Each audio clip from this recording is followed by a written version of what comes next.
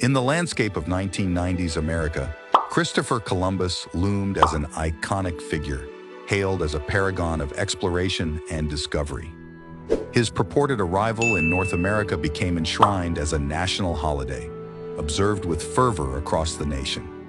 Banks, schools, post offices, and the majority of government entities shuttered their doors in homage to the Italian-born explorer. The anticipation preceding Columbus Day gripped the populace, igniting a contagious enthusiasm akin to wildfire. Within this narrative, adults professing unwavering patriotism reveled in the celebration's significance, while others, akin to children, embraced the respite from their daily routines, regardless of the day's historical import. Yet, amidst differing interpretations, the fundamental question lingered: why did Christopher Columbus merit such a prominent observance in our collective consciousness?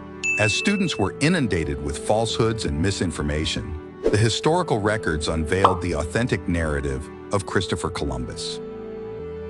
Beyond his guise as a mere explorer seeking new sea passages, Columbus's motives extended to the pursuit of wealth, renown, and the subjugation of indigenous peoples. During his second voyage in the 1400s, Columbus encountered the island of Hispaniola, a revelation that wasn't novel to him, mirroring his earlier experiences in North America. Upon arrival, Columbus encountered the Taino Indians, who had long inhabited the region that would eventually be christened Haiti. The very name Haiti derived from the indigenous settlers, who referred to their homeland as Ayiti, signifying the land of mountains. This rich history would later resonate through Haiti's revolutionary legacy. Today, while the island is politically divided into the Dominican Republic and Haiti, collectively it remains known as Hispaniola. Columbus initially dubbed it La Isle Espagnole in his native tongue, translating to the Spanish island. Subsequently, this designation evolved into Hispaniola as it assimilated into English parlance. Shortly after anchoring in Haiti, the Spanish colonizers wasted no time in establishing their dominion and subjecting the indigenous population to slavery. The Taino Indians, once free, were coerced into toiling on plantations and delving into gold mines relentlessly, enduring grueling conditions that stifled natural population growth. Amidst this oppression, a tempest of disease swept across the island, carrying with it the harbingers of death, smallpox and yellow fever, further decimating the already beleaguered populace. This deadly miasma, compounded by the Spaniards' merciless rule, inflicted untold suffering upon Hispaniola's inhabitants. Historians have leveled accusations of genocide against Christopher Columbus and his benefactor, Ferdinand II of Aragon, attributing the demise of the indigenous Arawak people to their relentless exploitation and cruelty. The last vestiges of Taino leadership perished under their dominion, marking the tragic culmination of centuries of suffering endured since Columbus's fateful arrival. As time unfurled, the original inhabitants of Hispaniola faced a slow and inexorable decline, their once thriving civilization supplanted by the ravages of colonialism and disease. By the 16th century, the shores of Hispaniola bore witness to the arrival of the first African slaves, marking the formal inauguration of Spain's African slave trade. Thousands upon thousands of Africans were forcibly transported from their homeland to toil on the plantations of Haiti. As the 17th century dawned, the trajectory of Hispaniola shifted dramatically with the signing of the Treaty of Ryswick in 1697.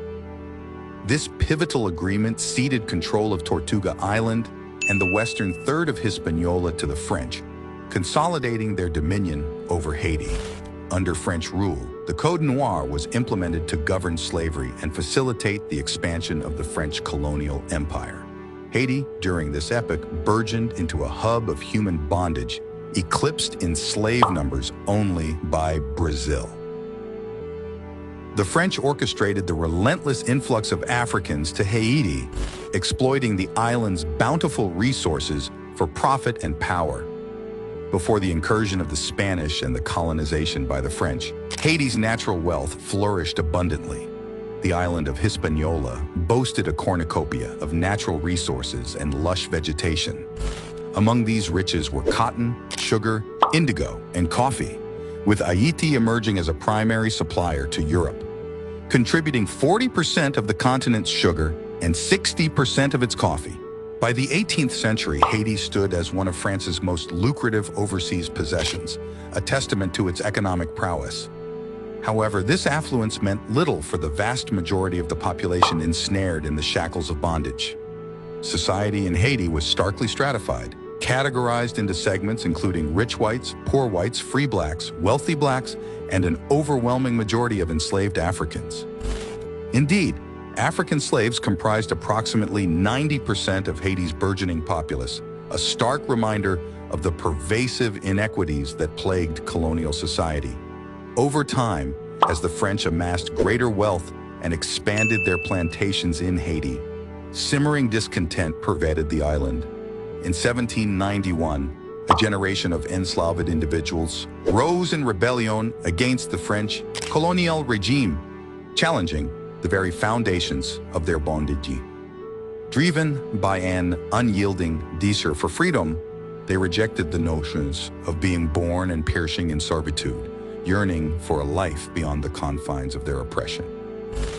In August of that year, marking 286 years since the arrival of the first African slaves in Haiti, these courageous souls orchestrated a rebellion that would echo through the annals of history, the dawn of the Haitian Revolution.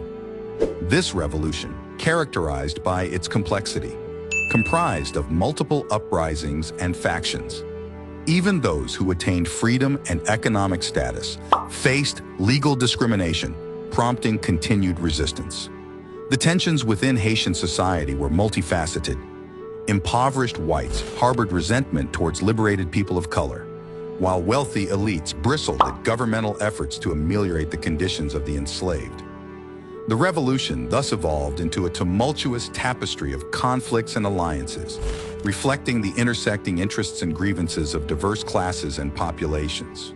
Among the valiant souls who rose in revolt stood Toussaint Louverture, a former slave who ascended to leadership and generalship in the struggle against France. Louverture's indomitable spirit and strategic prowess galvanized his fellow enslaved individuals into a formidable army, guided by a masterful plan for liberation.